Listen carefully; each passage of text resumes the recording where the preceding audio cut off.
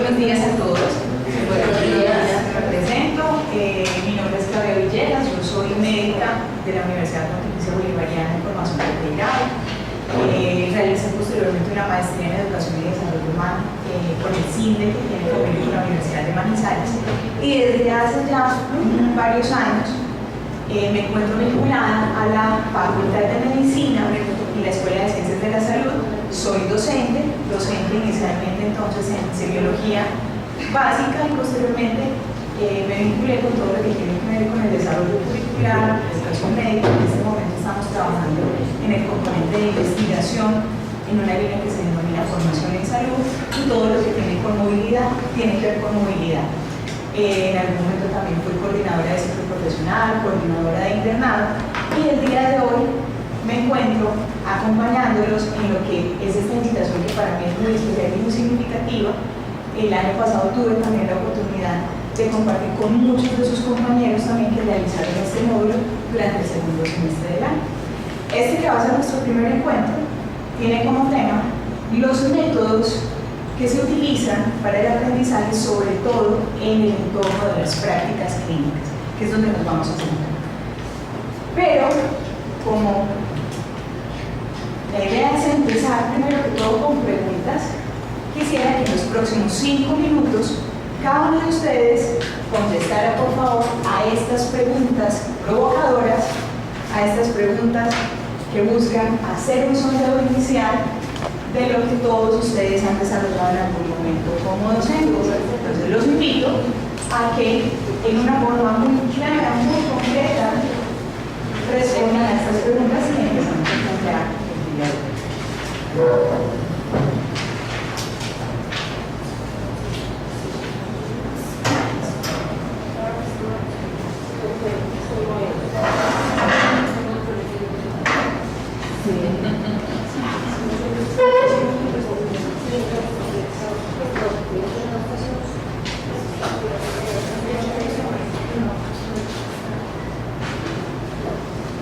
Todos tienen ya en este momento la hoja. Sí. Perfecto. Entonces podemos ir contestando.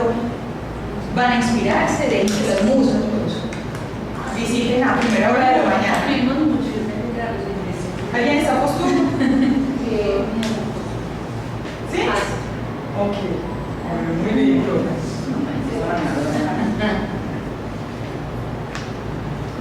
Entonces, déjense inspirar, déjense llevar. Simplemente es contestar a cómo enseño a mis estudiantes, qué métodos de enseñanza y aprendizaje conozco, cuáles aplico o he aplicado durante mi práctica docente y qué tan efectivos o adecuados han sido esos métodos que he utilizado en algún momento. Es como esos quiz que nos realizan a los estudiantes. No, mentiras. Entonces la idea es que a partir de esa experiencia que todos ustedes han tenido como docentes, que es muy valiosa, simplemente nos cuestionemos o nos preguntemos acerca de estas preguntas. ¿Okay?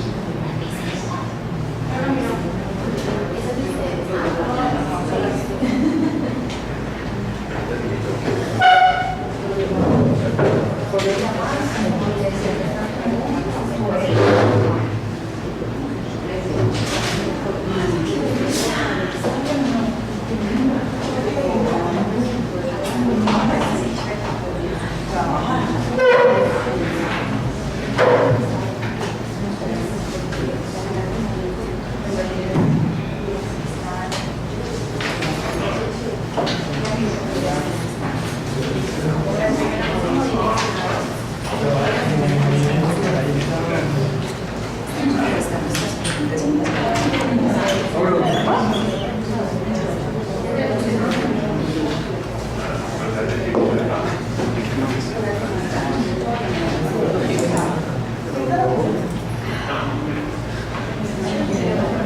Muy bien. ¿Ya todos contestaron? ¿Listo? Tranquilos.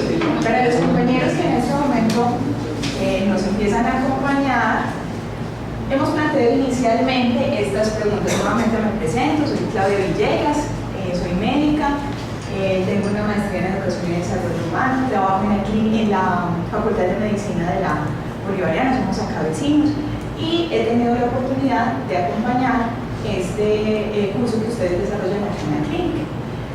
El tema del día de hoy, como ustedes bien saben, tiene que ver con los métodos o las modalidades que utilizamos en la práctica clínica, específicamente en la práctica clínica. Y de manera inicial planteamos las siguientes preguntas. ¿Cómo enseño a mis estudiantes? ¿Qué métodos de enseñanza-aprendizaje conozco? ¿Cuáles aplico o he aplicado durante mi práctica docente? ¿Y qué tan efectivos o adecuados han sido? Quisiera saber de los compañeros y que antes de hacer su intervención, por favor, nos cuenten quiénes. Yo sé que muchos de ustedes se conocen, pero yo no los conozco a todos. Entonces me gustaría que por favor me dijeran su nombre, me comentaran entonces el área en el que laboran en la clínica, la disciplina, etc. Listo. Entonces, a esta primera pregunta, ¿cómo enseño a mis estudiantes que lo hacen? Estas preguntas provocadoras, ¿qué contestamos? ¿Qué se les vino a la mente? Lo primero que se les haya venido a la mente. Adelante. Mi nombre es Luz Adriana Campuzano. Yo soy enfermera y laboro en el área de cirugía general. Perfecto, jefe. Cuéntanos entonces. ¿Cómo? A través de la observación directa, talleres, mesa redonda, la clase como tal, la clase magistral y la orientación personalizada que uno da al estudiante.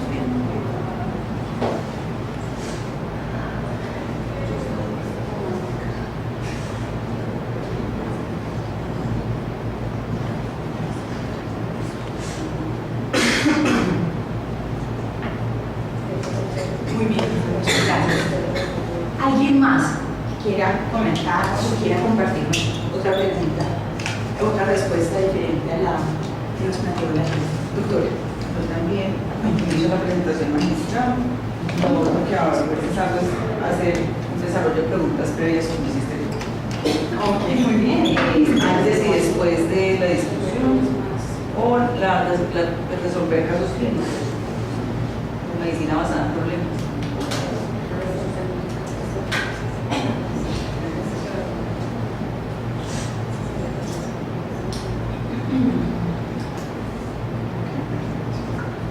Muy bien, doctor. Muchas gracias. ¿Alguien más? ¿Cómo enseñamos a nuestros estudiantes? Todos somos docentes, pero ¿en qué forma lo hacemos? Lo hacemos de la forma en la que hicieron conmigo cuando yo era estudiante y quizás me gustó esa forma en la que lo hacía mi docente. Me gustó entonces la forma en la que enfocaba, no era entonces el seminario como tal, sino que mi docente, por ejemplo, inicialmente me planteaba unas preguntas o llevaba un caso clínico y a partir de lo que yo había leído del tema que había preparado en ese momento entonces, con ese caso, con ese análisis de casos, se empezaban a desarrollar esas preguntas y hacíamos una revisión del tema. ¿Cómo lo hicimos? ¿Cómo empezamos? Empezamos replicando aquello que vi o poco a poco entonces fui incorporando nuevas cosas. ¿Cómo fue entonces esa forma en la que empecé a enseñar para propiciar precisamente ese aprendizaje de mi estudiante? Porque recordemos que como docente yo enseño, pero quien aprende es quién, el estudiante. Entonces tenemos esa conexión y esa correlación. ¿Qué métodos de enseñanza-aprendizaje conozco? Ahora sí, hablemos entonces de metodología. Y más adelante vamos a aclarar esos conceptos, porque muchas veces yo digo, bueno, método, yo sé que es un método, que es una estrategia, Pero ¿qué diferencia va a haber entre una modalidad y un método? ¿Qué opinan ustedes? ¿Qué métodos conocemos? Y quizás, dentro de los métodos, algunos de los que nos han mencionado tanto la jefe como la doctora están por acá, ¿cierto? ¿Cuáles otros métodos conocen ustedes, queridos compañeros?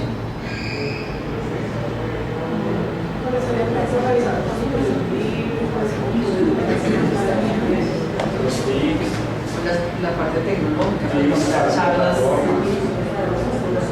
charlas en medios audiovisuales, pues, o dar talleres, eso.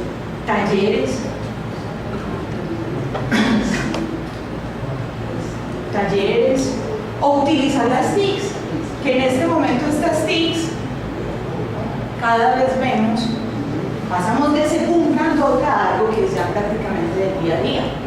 ¿Quiénes utilizan, por ejemplo, redes sociales con sus estudiantes? Para el aprendizaje, para favorecer el aprendizaje. O a través de redes sociales o plataformas blogs, sí. Por ejemplo, los blogs, o incluso también alguna plataforma, o hacemos uso de la virtualidad.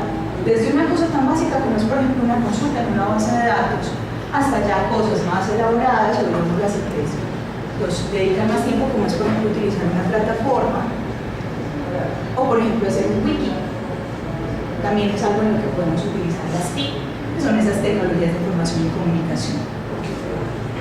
¿Alguien más que de pronto tenga alguna noción de lo que son estos métodos de enseñanza y aprendizaje? Perdona la ignorancia, porque wiki. Wiki es cuando se hace el trabajo colaborativo y cada uno aporta desde su conocimiento, desde lo que sabe, a empezar a construir un conocimiento. Entonces puede ser con un foro, entonces en un foro empiezan a construir. De hecho, por ejemplo, la Wikipedia entonces tiene aportes de muchas personas. Una persona, ay no, yo sé esto, ponen un tema general. Yo sé, por ejemplo, un tema, entonces a partir de ese tema, yo digo, no, esto es lo que yo sé y empiezo entonces a construir. Se utiliza, por ejemplo, en las aulas virtuales, donde el docente da un tema y se invita a que todos los estudiantes, los integrantes del grupo, empiecen entonces a aportar a la construcción de ese tema. Ese es el wiki. ¿Cuáles aplico o he aplicado durante mi práctica docente? De las que ya vimos por acá, de las que ya nos mencionaron. ¿Existe alguna otra? Ya hablamos entonces de la clase magistral, que quizás es la que muchos de nosotros vimos desde el inicio, una de las que más utilizadas entonces son. Pero además de eso, hablamos en algún momento también, por ejemplo, de talleres, seminarios, clubes de revistas. Vamos a centrarnos en lo que es la práctica, porque una cosa es lo que yo vea en la facultad durante mi formación teórica en la carrera, los primeros semestres, a lo que ya entonces vivo en la práctica clínica en los centros de práctica, en los centros hospitalarios. ¿Cuáles son, por ejemplo, los que más evidenciamos o los que más reconocemos? Los talleres, las mesas redondas, seminarios, casos clínicos, exactamente. Entonces miren que estamos empezando a ver una diferencia y específicamente en el entorno hospitalario tenemos unos métodos que son específicos, porque acá vamos a introducir un primer concepto que es fundamental y que es muy importante. Dependiendo de las intencionalidades que yo tenga, de lo que yo quiera formar, de lo que yo espere, del desarrollo de competencias de mi estudiante, es que voy a identificar o a seleccionar o a utilizar esos métodos o esas modalidades de enseñanza y de aprendizaje. Por ejemplo, la clase magistral quizás no tendrá tantas bondades como si lo tiene, por ejemplo, un estudio de casos cuando estamos hablando ya del entorno clínico. Por algo que vamos a ver enseguida, que es la famosa pirámide de Miller. ¿Alguien ha conocido alguna vez ese concepto de la pirámide de Miller? En educación.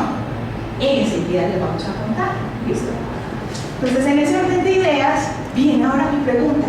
¿Qué tan efectivo? Listo, ahí está. Sí, yo estuve en un curso. Sí, yo leí. Sí, yo sé que existe. Y yo los aplico. Pero entonces mi pregunta, bueno, a ver, entonces, ¿qué tan efectivos son esos métodos qué tan efectivas son esas modalidades de enseñanza. En realidad mi estudiante sí aprendió o no aprendió. Porque puede entonces que yo, sí, vamos a hacer tal cosa, pero bueno, a la semana, bueno muchachos, de eso que vimos la semana pasada, o como nos pasa a todos, el síndrome del deleteo. Pasamos de un semestre a otro y se nos olvidó cuando estábamos en la carrera. Y es en este momento también lo mismo que nosotros decimos de nuestros estudiantes. Estos muchachos, con mano enfrente y mano acá entonces en la cintura, no, es que no, definitivamente. Entonces, ese famoso síndrome del deleteo de Escorpión. Claro, lo que vieron en un semestre, al semestre siguiente, si uno les pregunta, no. Pregunto algo de clínicas que tienen que ver con básicas, cuando ya estamos en rotación, profe, entonces si yo pongo las manos así, ellos ponen las manos acá en el pecho, profe, eso nunca lo hemos visto, profe, en mi vida. Entonces, ustedes saben, eso lo tuvieron que haber visto, ¿cierto? Entonces, ¿qué es lo que sucede? ¿Dónde está esa integración, por ejemplo, básico-clínica?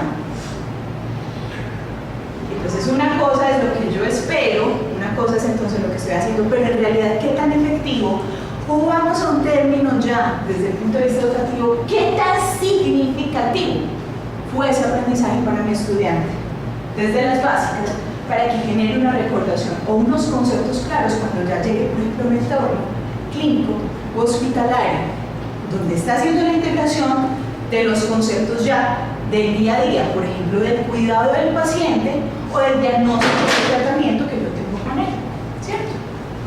En ese orden de ideas, queridos profes, tenemos en cuenta que estos procesos de enseñanza-aprendizaje, sobre todo en las prácticas clínicas, porque es donde nos vamos a enfocar el día de hoy, tienen en cuenta 3 dominios o 3 aspectos que son fundamentales. Uno de ellos tiene que ver con el currículo en salud y los planes de estudios. Vamos a hablar de currículo médico, de currículo en enfermería. ¿Tenemos alguna otra disciplina? Instrumentación, fisiatría, todos somos de formación entonces, profesionales de enfermería o médicos. ¿Listo?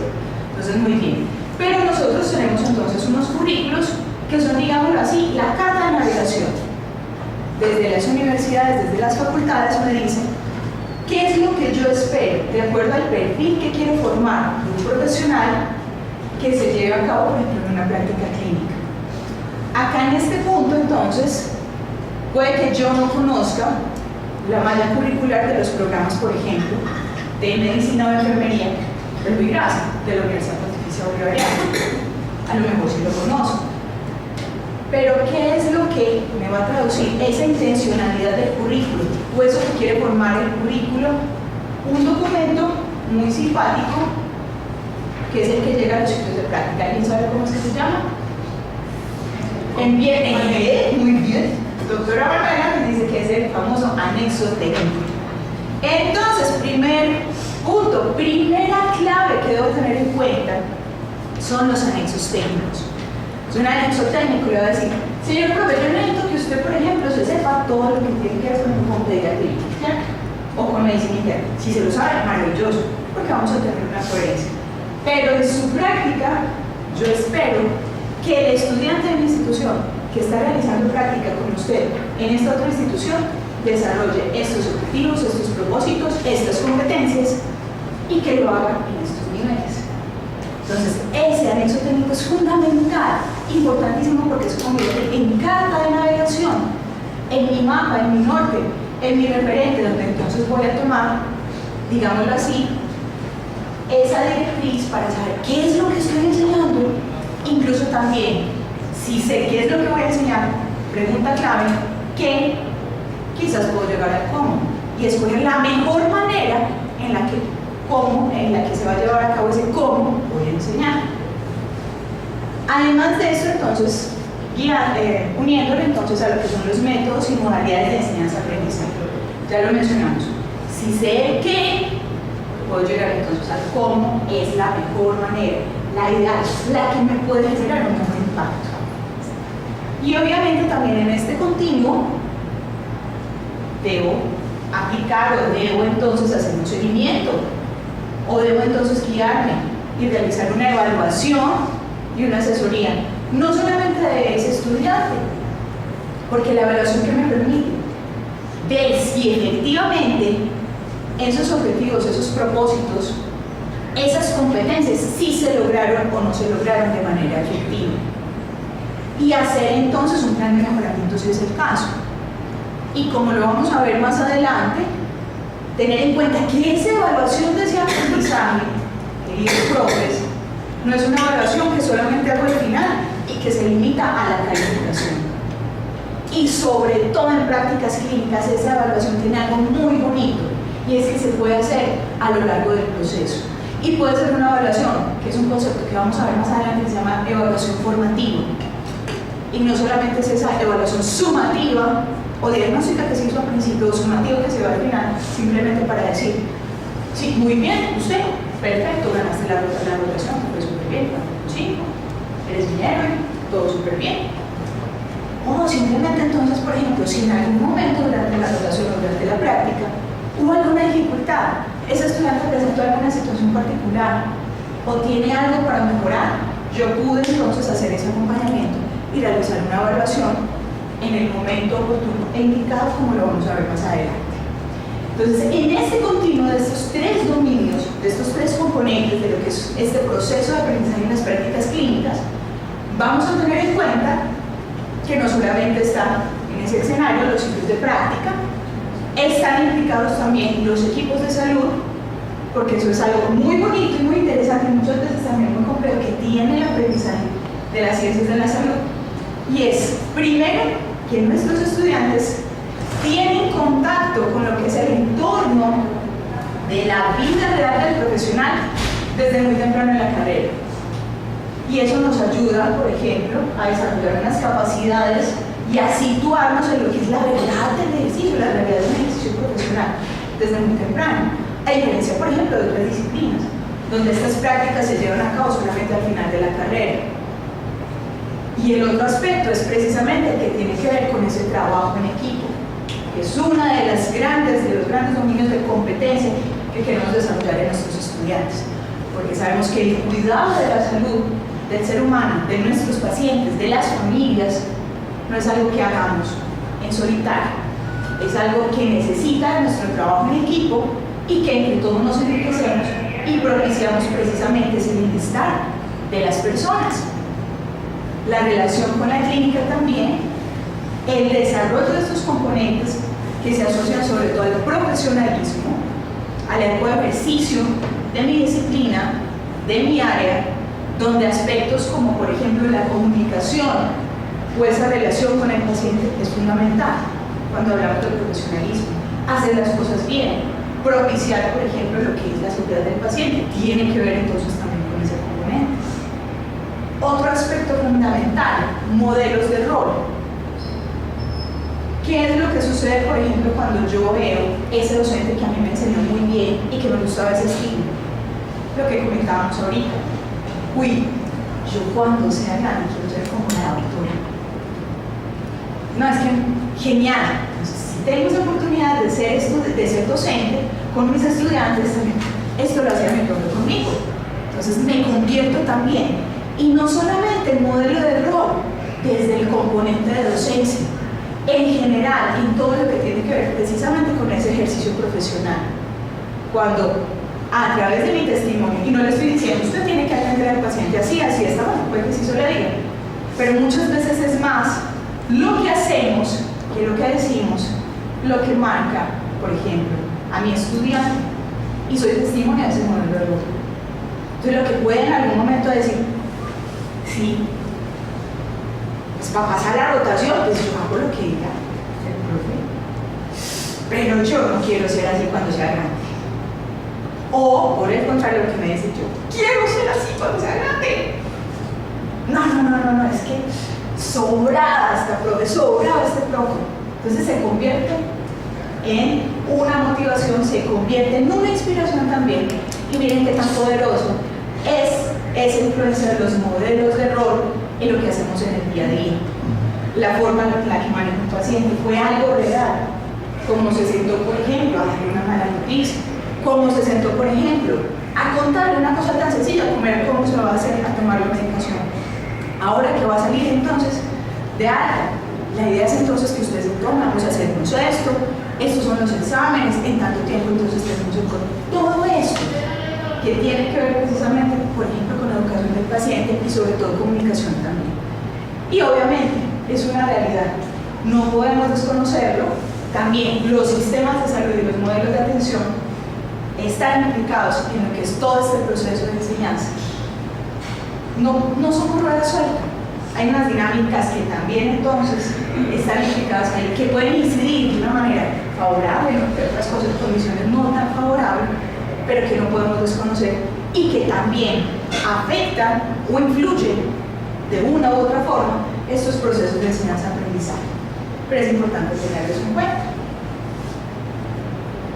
En ese orden de ideas, queridos compañeros, tenemos en cuenta que las capacidades y competencias que yo puedo incentivar o motivar en mis estudiantes durante las prácticas clínicas, ¿cuáles van a ser? Por ejemplo, muchos de ustedes ya lo identifican, ya lo conocen, ¿cierto?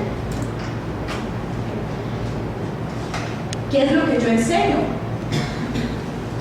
Conocimientos, pero además de conocimientos entonces también razonamiento clínico, actitudes, y esto sobre todo lo voy a ver evidente en la práctica, capacidades interpersonales y comunicativas, tienen que ver directamente con lo que acabamos de mencionar, profesionalismo también, trabajo en equipo, y que en la práctica yo motivo e incentivo otro de los componentes que va a ser esencial, sobre todo en la formación de nuestros profesionales de la salud, de las ciencias de la salud, que tiene que ver con la formación continua. Y eso nos lo dicen desde que estamos chiquitos. Estás estudiando algo relacionado con salud. No pienses que ya entonces cuando te graduaste, libros para la porra, ya, me titulé, ya no soy estudiante. Estás como Ricardo Jorge. Y eso que Ricardo Jorge casi no le dieron, vieron ahora en el mundial. Lo mismo que hace Ricardo Jorge, había que meterse al Facebook para ver a Ricardo Jorge.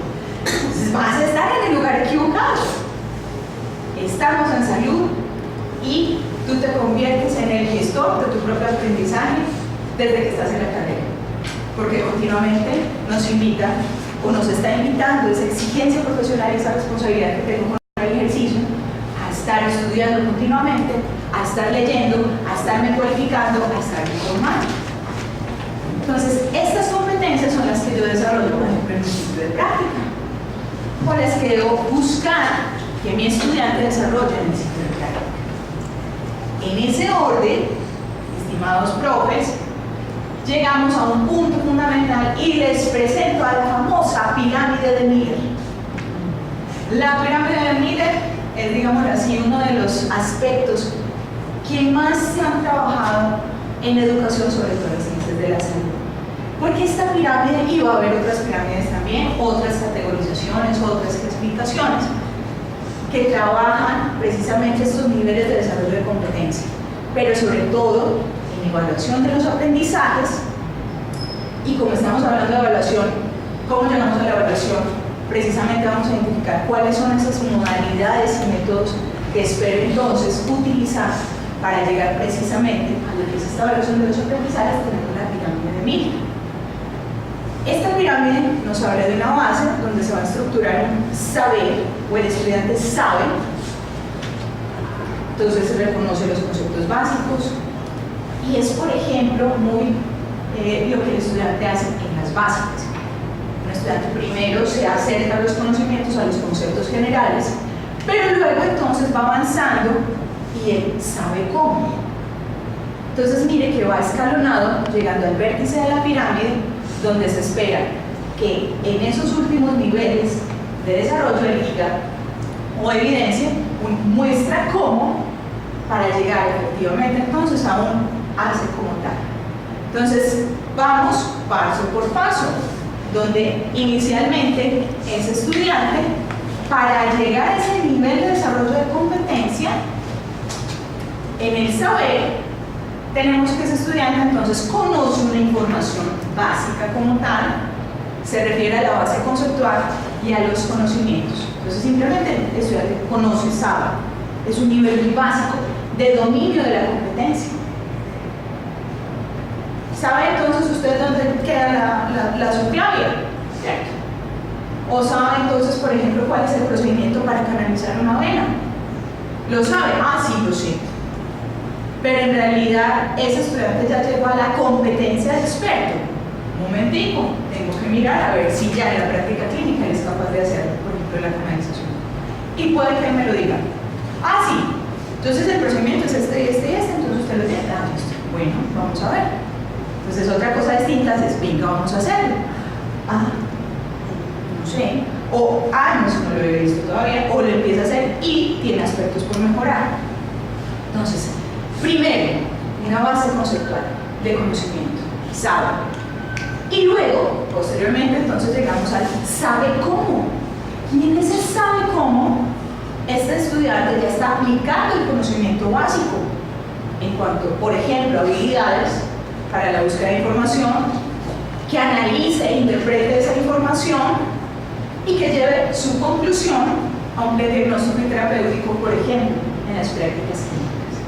Entonces, miren cómo vamos avanzando, cómo es progresivo, se va haciendo esa transición de lo que es esa competencia en el estudiante, para llegar a los últimos dos niveles de la pirámide que tienen que ver con el muestra cómo y hace como tal. Cuando hablamos de ese muestra cómo, entonces estamos hablando de un nivel mucho mayor de desarrollo de esas competencias y tiene en cuenta un aspecto que no habíamos considerado en los dos niveles anteriores: comportamiento del estudiante. Miren que ahorita hablábamos en las anteriores diapositivas de qué es lo que buscamos desarrollar en las prácticas clínicas: conocimiento. Pero además de ese conocimiento también buscamos una habilidad práctica, y además de esas habilidades prácticas estamos buscando también el desarrollo de ese ser del estudiante, en sus actitudes, por ejemplo, en las conductas que va a realizar, en cómo desarrolla, por ejemplo, esa comunicación, en cómo va a desempeñarse en ese trabajo en equipo. Y estamos hablando ya de un nivel actitudinal, de un ser en el estudiante. Este muestra cómo y hace, por ejemplo, se aplica mucho en entornos incluso que tienen que ver también con la formación en parte de básicas, pero ya empieza a ser clínica, cuando tenemos, por ejemplo, un entorno simulado, y se puede evaluar a través de la simulación, por ejemplo. Puede ser simulación clínica también, los laboratorios de simulación, pero ya entonces el nivel del hacer es el que vamos a ubicar en la práctica cotidiana. ¿Cuál es el escenario que tiene que ver directamente con nosotros? El de la práctica clínica. Entonces vemos ya que ese nivel de desarrollo de competencias es el que todos estamos viviendo en el día a día con nuestros estudiantes. Cuando él tuvo que haber pasado por todos estos niveles de desarrollo para efectivamente entonces tener un adecuado desarrollo, un adecuado desempeño en el hacer que se ve en el día a día de la práctica. Es así como, al hablar de todas estas teorías de educación o de cómo aprende y cómo se enseña, tenemos en cuenta pues ciertos modelos. Entonces, ¿cómo nos enseñaron a todos nosotros? Volvemos al cómo, muchas veces incluso desde un modelo tradicional. ¿Qué nos decía ese modelo tradicional? Ese modelo tradicional nos decía, eso nos dice pues que es un modelo muy centrado no solamente en el conocimiento, en que el docente, por ejemplo, es el poseedor absoluto del conocimiento. Ah, no, en relación a esto yo es el que yo, pues, lo que yo sepa. Usted no, estudiante, no, es lo que yo sé. Pero un momentito, en este momento vemos que nuestros estudiantes, incluso lo que nos pasa, antes nosotros llegábamos a clase, copiábamos, paremos, yo por ejemplo me llené 3 o 4 cuadernos, no, él terminaba con la mano adolorida. ¿Cuál es la realidad de nuestros estudiantes? Ellos llegan entonces el día de hoy, incluso con un portátil. Ay, es muy encantador esto, la tabla de la clase, ¿cierto? o incluso desde este aparatico tan simpático, ¿cierto? Entonces usted dice, estos muchachos, claro, están chateando en clase, y resulta que los jóvenes no están chateando en clase, sino que lo que usted está exponiendo en ese momento él lo está buscando.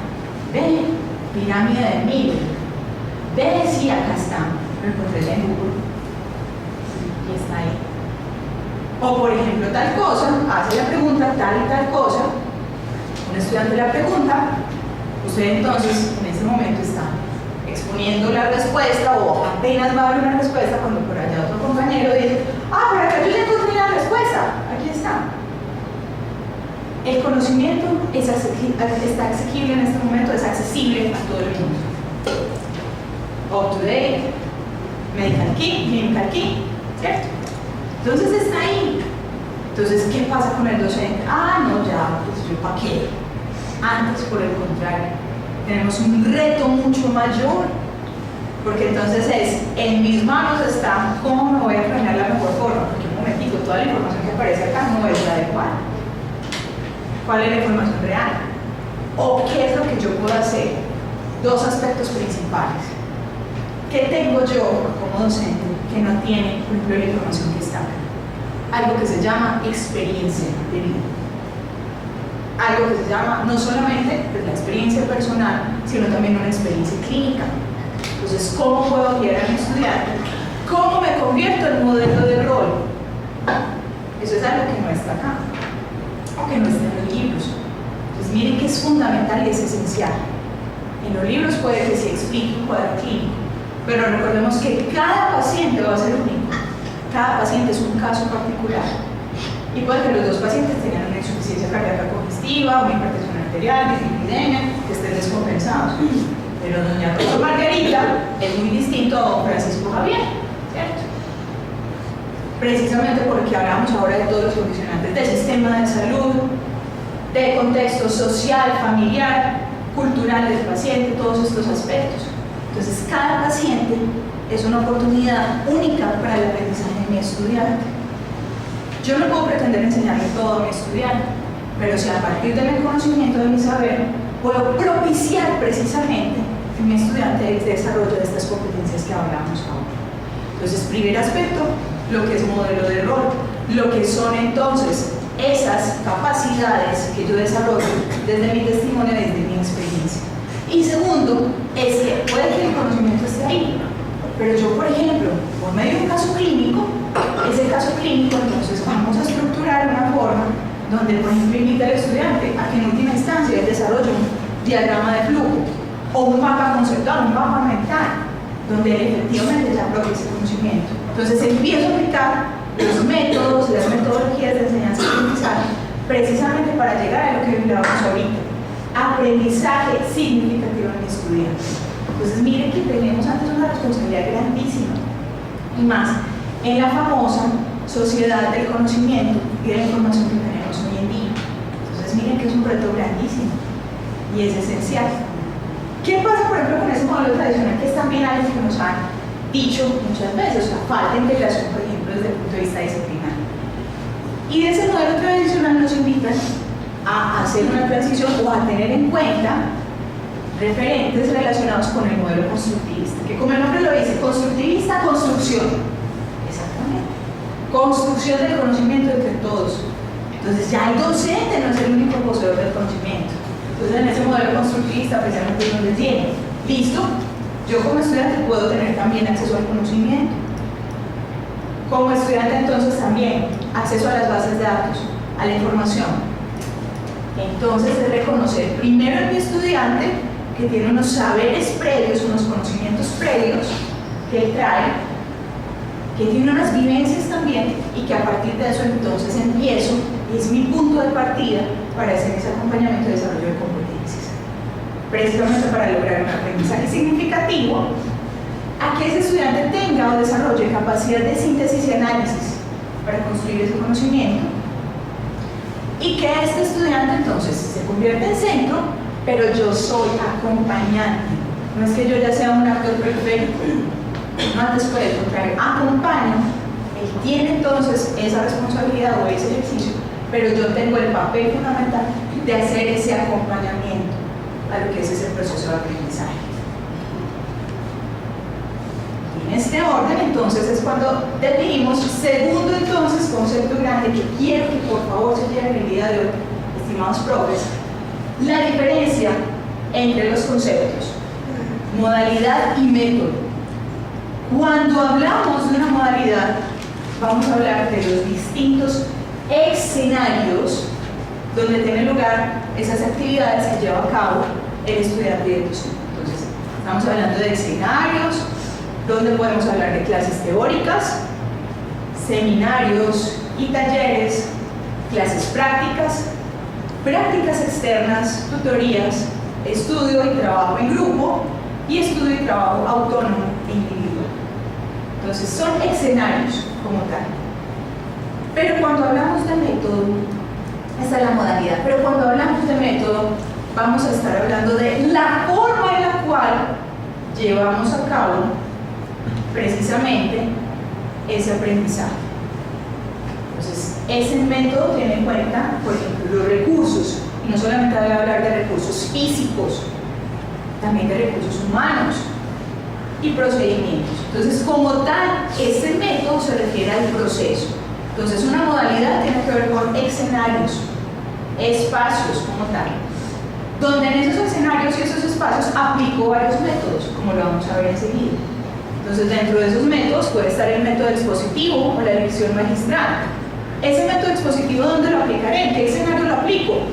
Clases teóricas, por ejemplo. Entonces, en una modalidad yo puedo aplicar uno o varios de estos métodos, como lo vamos a ver enseguida.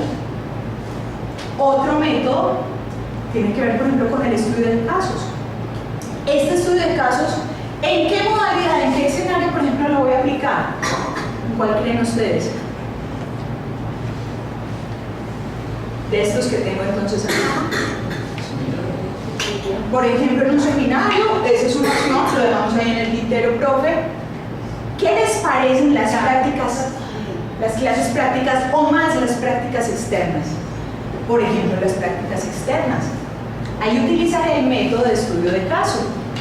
En los seminarios, talleres, sobre todo, por ejemplo, en los talleres, también puedo utilizar mucho este método como tal. Resolución de ejercicio y problemas, también. Aprendizaje orientado a proyectos, también. Aprendizaje cooperativo, contrato de aprendizaje, son diferentes métodos que dependiendo de la competencia que yo quiera desarrollar y que me dio la competencia, plan de estudios, anexos técnicos, ¿cierto? Entonces, ¿qué es lo que espero desarrollar yo en la práctica? A partir de esa competencia o de esas competencias que yo quiero desarrollar, puedo escoger las modalidades o métodos que mejor me ayuden a desarrollar esa competencia y a lograr aprendizaje significativo en mi estudiante. ¿Ok?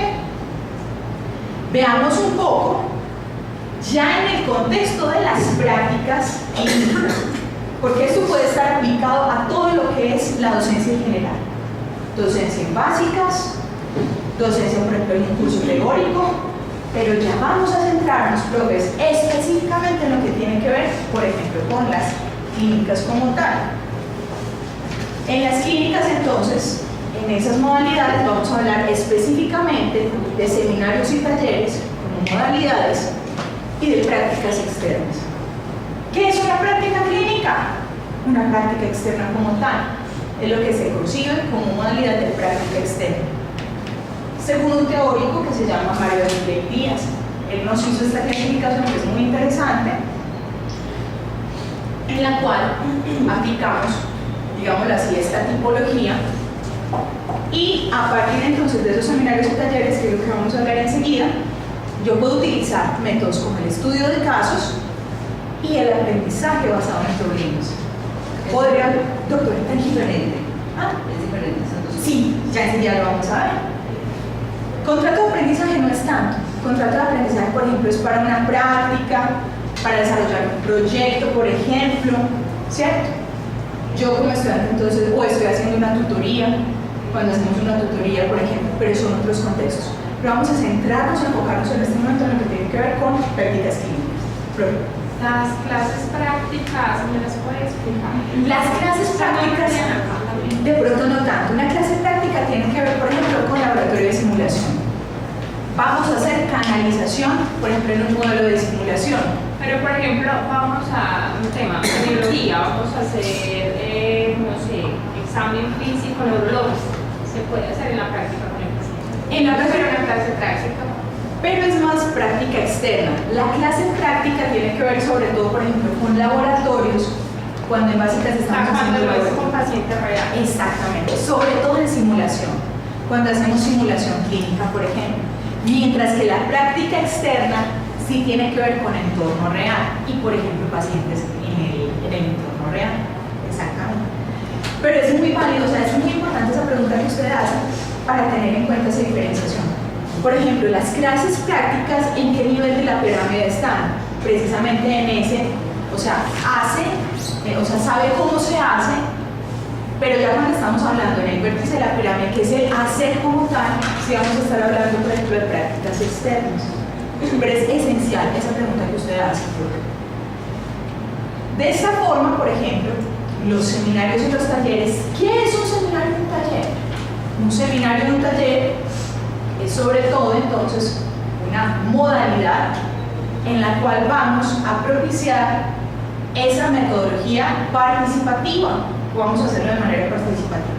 A diferencia, por ejemplo, de la lección magistral, donde yo me siento, entonces yo acá, y si ya está diciendo, puede que lo que diga sea verdad o no sea verdad, ¿cierto? Pero ya lo está diciendo, ¿sí? Resulta que con un seminario de taller, ahí sí yo no, o sea, un momentico. Yo como docente me craneo toda la estrategia y el paso a paso, pero ahí sí, quienes van a participar son mis estudiantes. Entonces ahora sí, son ustedes entonces los dueños del balón. Yo los guío, yo soy el director técnico, es muy común en función de lo que fue el mundial, ¿cierto? Listo, soy Bakerman, ¿sí? Entonces ahí, en ese, no, mal, bueno, es usted el director técnico, listo. Soy el director técnico, entonces, por ejemplo en el de Croacia, pues, no me acuerdo cómo es el nombre del de Croacia, pero entonces yo soy el técnico, el director técnico. Entonces, ¿cómo pongo a jugar a mis jugadores? Entonces, ¿de qué forma estructura esa estrategia a partir de las modalidades y métodos? Entonces, ¿qué es lo que me posibilita precisamente ese seminario taller? Construir conocimiento a través o por medio de la interacción, el intercambio de saberes y la construcción de los estudiantes en diferentes actividades. ¿Qué es algo necesario para un seminario taller? Que sean precisamente grupos pequeños. Si voy a hacer una actividad en el auditorio con 40, 50, 60, 100 peludos, no es un seminario de taller. A no ser que después yo lo subdivida y en grupos pequeños sí realice la actividad. ¿Sí? Pero como tal, un seminario o un taller idealmente debe ser en grupos pequeños. ¿Por qué? Porque estoy motivando precisamente la participación de ellos. ¿Okay? Un seminario, por su parte, entonces ofrece mayores opciones para el debate, la reflexión, la discusión y el intercambio sobre un tema específico. Mientras que el taller se va a enfocar sobre todo en el desarrollo de habilidades prácticas como tal. Entonces, mientras el seminario es más, bueno, vamos a revisar entonces un tema, en este tema que es, por ejemplo, el enfoque, por ejemplo, del paciente pediátrico con dermatitis atópica. Entonces, este paciente pediátrico, yo, por ejemplo, enseguida vamos a ver la revisión de casos que se centra mucho, por ejemplo, a la pregunta que nos hacía ahora la doctora en la próxima diapositiva. Entonces, puedo desarrollar en esa modalidad de seminario, por ejemplo, un análisis o revisión de caso. Mientras que el taller es adquisición específica de habilidades, por ejemplo, en un tema particular. Ahí sí, profe, viene el caso, voy a revisar semiología neurológica por mis estudiantes, pero ya en la clínica. Entonces, primera semana de rotación, yo voy a ver cómo me llegaron estos muchachos, saberes previos.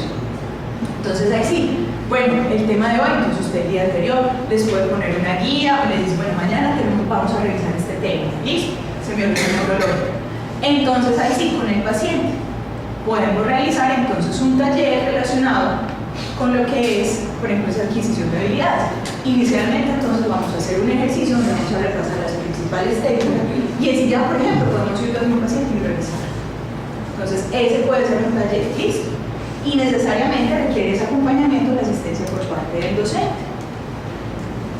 En estos seminarios y talleres, entonces, se pueden utilizar ahí sí los siguientes métodos. Entonces, miren que cruzamos escenarios con métodos. Entonces, estudio de casos y simulaciones incluso, aprendizaje basado en problemas, resolución de problemas y análisis de artículos, textos, documentos o videos. De otra parte, entonces, ¿cuáles son esos roles o esas funciones que van a desarrollar tanto docente como estudiante?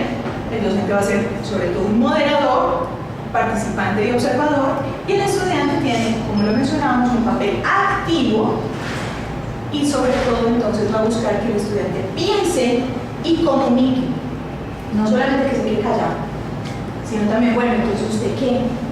Porque sabemos qué tan importante es esa participación.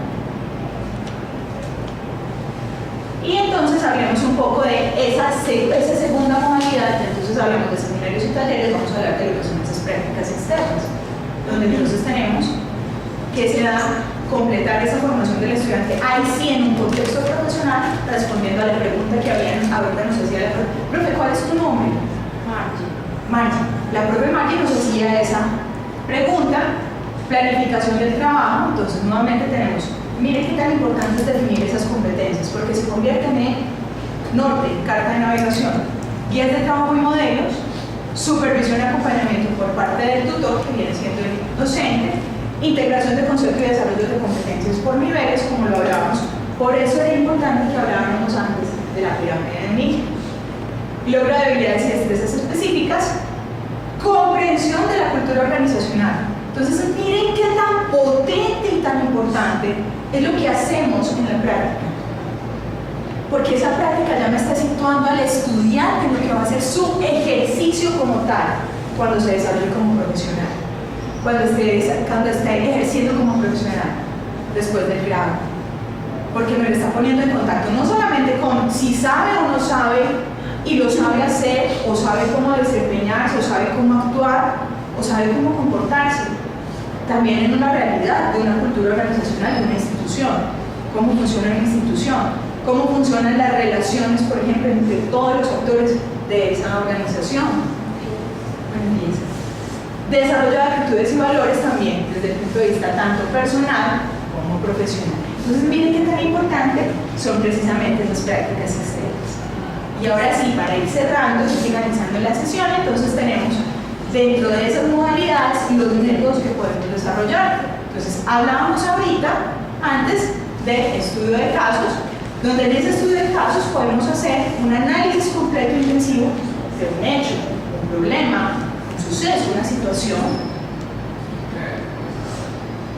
que se puede presentar en la realidad del ejercicio profesional. Entonces la doctora lleva 1, 2, 3 casos, por ejemplo, relacionados con lo que es la dermatitis atópica en diferentes grupos de edad. Entonces el estudiante revisó el tema antes, ¿listo? Él ya no solamente lo vi en clase, en la teoría, sino que también era responsabilidad de revisar. Pero entonces no voy a que simplemente, entonces, bueno, otra vez vamos a mirar, vamos a analizar, no. Chicos, entonces hoy vamos a revisar el tema por medio de un caso clínico. Y esto es esencial porque nos da otro aspecto fundamental, que es ese aprendizaje situado, ese aprendizaje en lo que es ese contexto real. Para algo estuvo la clase teórica, donde dimos un referente conceptual, pero ahora sí vamos a ir a la práctica, a lo que el estudiante puede ver en el mundo real, y es precisamente donde podemos propiciar ese aprendizaje significativo, y es donde ese estudio de casos es esencial, y es muchas veces el más valioso, y el que más impacto puede generar, de acuerdo a lo que veíamos ahora de esas preguntas provocadoras. Bueno, sí generó un impacto, sí generó un aprendizaje significativo en su estudiante, donde el estudiante puede, por ejemplo, a partir de esa problemática que yo lo estoy planteando y que es la realidad, y por ejemplo lo puedo poner en un entorno. Ustedes están en un entorno de un primer y un segundo nivel de atención. ¿Cómo va a manejar esa dermatitis atópica? Estoy entonces que generando, por ejemplo, capacidad resolutiva en mi estudiante, que puede ser entonces, en este caso, un estudiante, un médico general. ¿Qué es lo que yo estoy buscando formar? Un médico general. Profesional de enfermería, en un primer, segundo nivel de atención. ¿Usted cómo va a manejar entonces este enfoque de cuidado en este paciente específico? para que él pueda generar hipótesis, diagnosticar, proponer soluciones, que en última instancia eso es una competencia. El desarrollar o el entonces saber resolver problemáticas en entornos específicos. ¿Cuáles son las etapas, por ejemplo, si estamos hablando del método? Método tiene que ver con proceso. ¿Cuáles van a ser esas etapas? Presentación y familiarización con el tema, análisis detenido del caso y conclusiones y recomendaciones. Entonces yo llevo mi caso o mis casos a la actividad académica con mis estudiantes, se hace la presentación, se hace un análisis y deben generarse conclusiones que idealmente entonces deben salir de quiénes, del estudiante, obviamente también del docente acompaña, pero sobre todo entonces lo hace el estudiante. Y además de ese estudio de casos tenemos otro que es muy taquillero, que muchos de ustedes también lo han visto, lo han conocido, que es el famoso aprendizaje basado en problemas o ABP. ¿Qué diferencias vamos a ver? Por ejemplo, en relación a la anterior, era el de estudios de caso o el de estudio de caso. Ya vamos a terminar, profes, para respetar el tiempo de todos, listo. Pero ya entonces, el último concepto antes de irnos tiene que ver entonces con un problema que se plantea por parte del profesor y a partir de ese problema el estudiante empieza a resolver, pero no solamente da respuesta o soluciones a las problemáticas que yo le planteé como docente, sino que luego de una sesión donde se dieron, por ejemplo, soluciones, el docente nuevamente sigue planteando más y más preguntas en relación a ese tema. ¿Listo? Las etapas entonces tienen que ver inicialmente una primera etapa donde se hace presentación de ese problema por parte del docente, una segunda etapa donde los estudiantes identifican lo que no saben para responder al problema, qué es lo que no sé, y a partir de ese no sé es que empiezo entonces a desarrollar búsqueda de información, análisis de esa información, recopilan esa información, complementan y reelaboran sus propias ideas. Y luego entonces se siguen generando, a partir de esa solución se discute y se plantean nuevos problemas. Entonces miren que continuamente, y no es una sola sesión, son varias sesiones, donde, listo, inicialmente se presentó, se generaron entonces, ¿qué es lo que ustedes? Bueno, pues que llamamos sobre temas. Y nuevamente, a partir de ese conocimiento que es un componente muy importante en algo que tenemos, nosotros somos educadores en adultos. Y en la educación de personas adultas, el reconocimiento de esos saberes previos va a ser fundamental y va a ser esencial. ¿Por qué? Porque entonces ese aprendizaje basado en problemas va a buscar desarrollar competencias como la resolución de problemas, toma de decisiones, trabajo en equipo, comunicación. ¿Por qué? Porque lleva a que el estudiante precisamente en esas sesiones argumente, se comunique, exprese sus ideas. Y actitudes y valores como precisión, revisión, tolerancia, contraste. Y ya entonces, para ir cerrando, ¿quiénes son efectivamente entonces estos actores, docente y estudiante? Donde entonces, por parte del estudiante tenemos modelos de enseñanza-aprendizaje centrados en el estudiante, como lo mencionábamos ahora, lo que veíamos del aprendizaje en adultos, donde se tiene en cuenta específicamente lo que es esa experiencia y el contexto, y procesos de transformación en cuanto al conocimiento, las capacidades y sobre todo algo muy importante que es esa capacidad de autoevaluación, el insight que tenga mi estudiante, porque es un estudiante que no está empezando la carrera, que está apenas adentrándose en lo que es la formación profesional, es un estudiante que ya tiene un bagaje, pero que de cara precisamente a ese ejercicio profesional. Entonces es muy importante incentivar esa autoevaluación. Por parte del docente, resaltamos lo que es esa importancia del modelo de rol y el ejemplo por medio de su experiencia, no solamente profesional sino personal, en función de lo que mencionábamos al inicio y la necesidad obviamente de formación del docente. Entonces nos debemos formar precisamente ese reconocimiento que ustedes el día de hoy estén buscando, que se hayan pegado a la madrugada o se hayan quedado después del turno, ¿cierto? Porque precisamente queremos cualificar ese ejercicio docente que va a ser esencial.